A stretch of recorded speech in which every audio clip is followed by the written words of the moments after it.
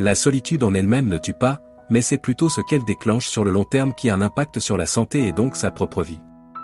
La solitude, pour le redéfinir selon un sociologue britannique, est en réalité ce que l'on appelle de l'isolement affectif qui tire son origine du manque de relations intimes, de liens d'attachement social et d'absence d'un réel entourage avec qui partager des confidences.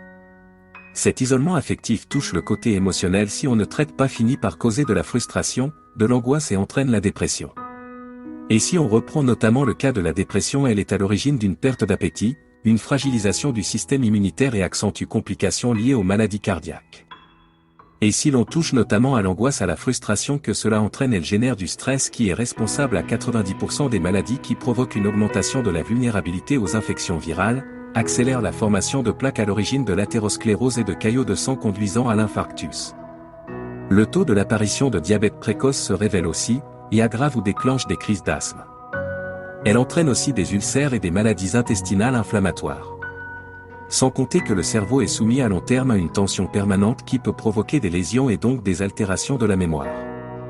C'est d'ailleurs pour ça qu'une célèbre écrivaine qui a rencontré des conséquences tragiques en 2022 du nom de Nora Marie Vincent, va sauver plus d'un de la solitude, notamment des hommes.